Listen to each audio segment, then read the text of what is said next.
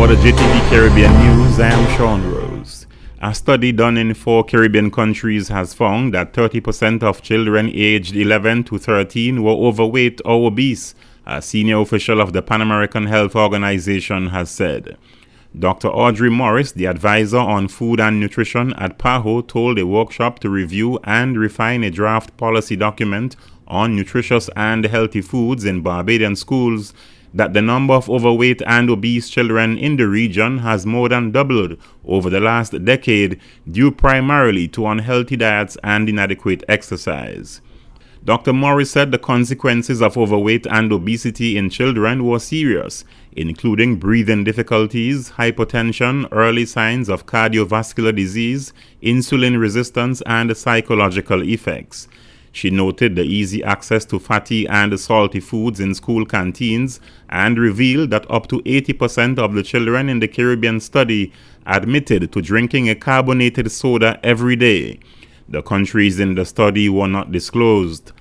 Dr. Morris said countries like the United States had placed limits on sugar, fat, and sodium in all foods and beverages sold on school compounds. In addition, Brazil has mandated that 30% of the input in school meals must come from local agriculture, and Panama has banned fried foods and sodas from school premises. She said what is needed in the Caribbean is a multifaceted, multi-sectoral approach to reinforce the message of healthier eating and active living. The Jamaica government has tabled legislation allowing for the automatic expungement of convictions for certain minor marijuana-related offenses. According to Caribbean360.com, Justice Minister Mark Golding has tabled the bill, which also makes provision that convictions on minor offenses relating to the possession of or smoking ganja shall not be entered on the criminal record of the offender. Plans are in the making for the decriminalization of possession of small amounts of marijuana in Jamaica. In June, the Portia Simpson Miller administration announced that Cabinet had approved certain changes to the law relating to marijuana. Among the proposals is that users of small quantities of the drug will no longer have a criminal record, and smoking of the weed would be lawful under certain conditions. But possession of marijuana would still be unlawful, though it would not lead to a criminal record.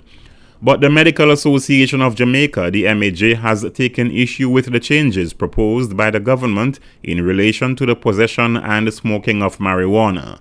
It has warned that the relaxation of the laws will lead to more usage and consequently more mental problems among the population. Newly elected Antigua Prime Minister Gaston Browne says Antiguans and Barbudans will vote in a referendum to determine whether the Caribbean Court of Justice, the CCJ, should replace the London-based Privy Council as the country's final court of appeal. Browne, who took over the chairmanship of CARICOM on Tuesday, July 1, gave the commitment while delivering his maiden speech at the start of the 35th regular meeting of the heads of government of the Caribbean community. Browne told the CARICOM meeting, "We can never be truly independent in the region while our final appellate court is the court of our former colonial masters." The CARICOM chairman said while government was happy for the role played by the Privy Council over the years, he would move to hold as soon as practicable a referendum as mandated by the Constitution. Meanwhile, Dominica says it intends to sever ties with the London-based Privy Council after the Parliament approved legislation to allow Dominica to adopt the Caribbean Court of Justice, the CCJ, as its final court. The Dominica Parliament approved the legislation by an 18-1 vote with 2 abstentions. Dominica's Prime Minister Roosevelt Skerrit told the Caribbean Media Corporation, the CMC, on Wednesday, July 2nd, that the island would move swiftly in adopting the CCJ. Skerrit said, "We believe this is a great day not only for Dominica but the Caribbean, as yet another country has taken the decision to finally recognize the CCJ as its final court." The Dominica Prime Minister said the passage of the legislation was also important to Dominicans because it would now allow for greater access to all the various stages of the judicial system. Established in 2001 by regional governments, the CCJ, which has both an original and appellate jurisdiction, also acts as an international tribunal interpreting the revised Treaty of Chaguaramas that governs the regional integration movement CARICOM. Dominica will now join Guyana, Belize, and Barbados as the only countries that have signed on to the full jurisdictions of the CCJ. And finally, in the Caribbean news segment, the 9 defendants accused of Turks and Caicos government corruption, along with ex-Premier Michael Missick, will not face a jury come October 6th, when trial is set to begin, barring any further delays. Instead, Justice Paul Harrison, who was appointed by former Governor Rick Todd, will decide their fate. The decision was handed down on Monday, June 23rd, to a packed courtroom in the Providenciales Supreme Court. Justice Harrison, who heard arguments on an application for a trial without a jury, in his decision stated the interest of justice requires that a judge without a jury preside over the trial.